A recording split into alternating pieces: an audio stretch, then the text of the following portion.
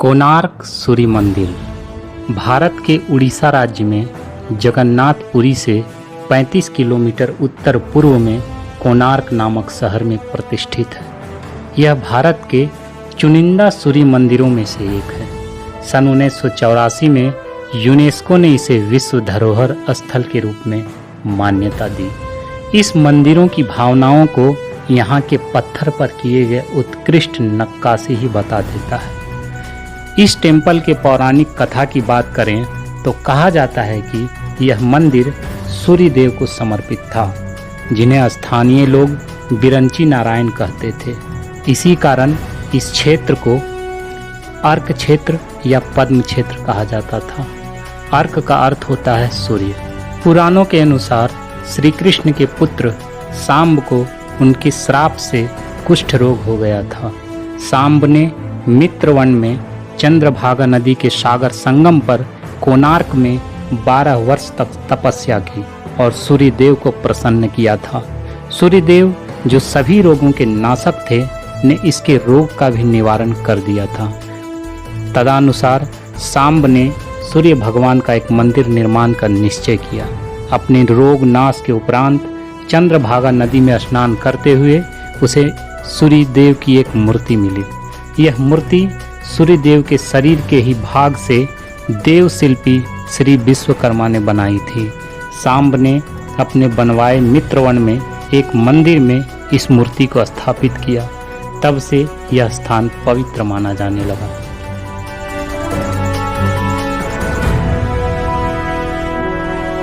अब बात करते हैं इस मंदिर से जुड़े ऐतिहासिक तथ्यों की। यह कई इतिहासकारों का मत है कि कोणार्क मंदिर के निर्माणकर्ता राजा लांगुल नरसिंह देव की अकाल मृत्यु के कारण मंदिर का निर्माण कार्य बंद पड़ गया। इसके परिणाम स्वरूप अधूरा ढांचा ध्वस्त हो गया। लेकिन इस मत को ऐतिहासिक आंकड़ों का समर्थन नहीं मिलता है। पुरी के मदलपंजी के आंकड़ों और कुछ ताम्रपत्रों से पता चला है कि राजा लांगुल नरसिंह देव ने 1282 तक शासन किया। कई इतिहासकार इस मत के भी हैं कि कोणार्क मंदिर का निर्माण 1253 से 1260 ईस्वी के बीच हुआ था।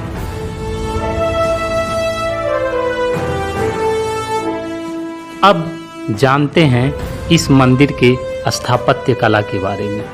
कोणार्क शब्द कोण और अर्क शब्द के मेल से बना है। अर्क का अर्थ होता है सूर्य, जबकि कोण से अभिप्राय कोने या किनारे से रहा होगा।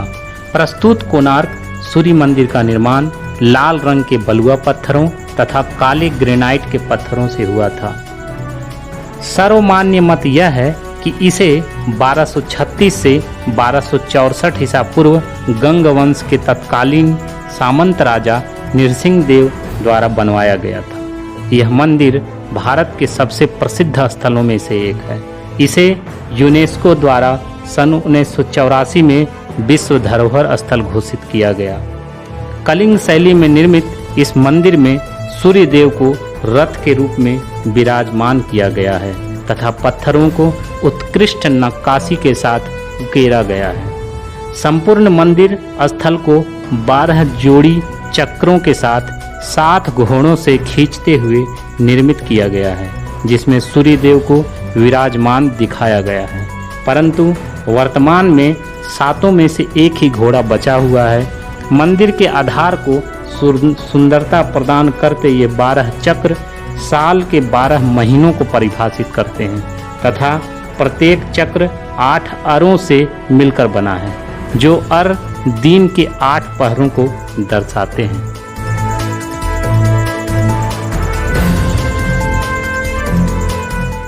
मुख्य मंदिर 3 मंडपों में बना है। इनमें से 2 मंडप ढह चुके हैं।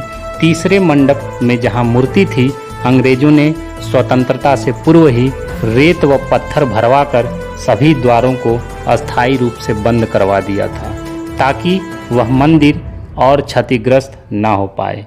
इस मंदिर में सूर्य भगवान की 3 प्रतिमाएं हैं। एक है बाल्यावस्था उदित सूर्य, दूसरा है युवावस्था मध्याह्न सूर्य, तीसरा है प्रौढ़ावस्था की अपराह्न सूर्य। इसके प्रवेश द्वार पर 2 सिंह हाथियों पर आक्रामक होते हुए रक्षा में तत्पर दिखाए गए हैं। दोनों हाथी एक एक मानव के ऊपर स्थापित है। ये प्रतिमाएं एक ही पत्थर की बनी हैं।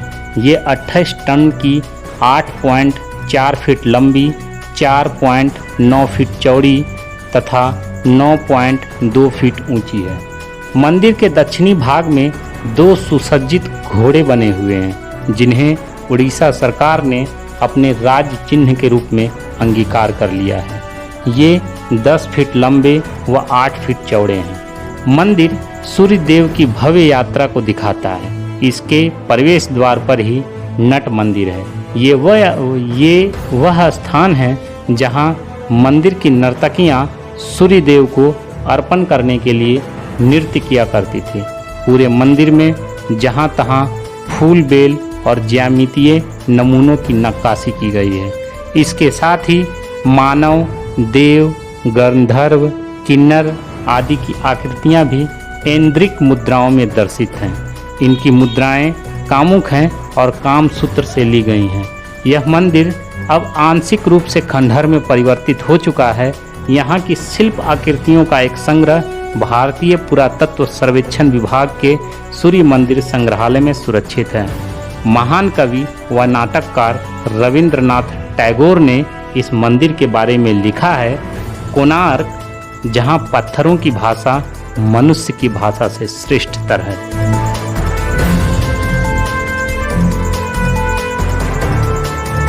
यह मंदिर भारतीय मंदिरों की कलिंग शैली का है। आपको बता दें कि कलिंग शैली के मंदिर ऐसे होते हैं जिसमें कोणीय अट्टालिका मीनार रूपी के ऊपर मंडप की तरह छतरी ढकी होती है।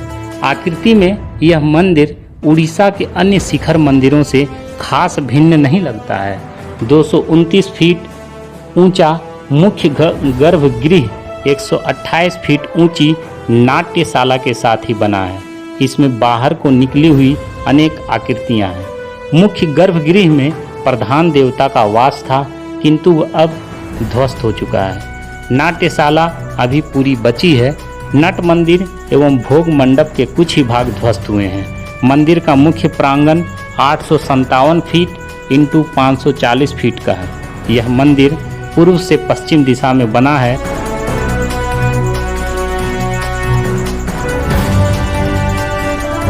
कहा जाता है कि सूर्य मंदिर के शिखर पर एक चुंबकीय पत्थर लगा है। इसके प्रभाव से कोणार्क के समुद्र से गुजरने वाले सागरपोत इस ओर खींचे चले आते थे, जिससे उन्हें भारी क्षति हो जाती थी। अन्य कथा के अनुसार ये कहा जाता है कि इस पत्थर के कारण पोतों के चुंबकीय दिशा निरूपण यंत्र सही दिशा नहीं बताते। इस कारण अपने पोतों को बचाने हेतु नाविक इस पत्थर को निकाल कर ले गए। यह पत्थर एक केंद्रीय शिला का कार्य कर रहा था, जिससे मंदिर की दीवारों के सभी पत्थर संतुलन में थे। इसके हटने के कारण मंदिर की दीवारों का संतुलन खो गया।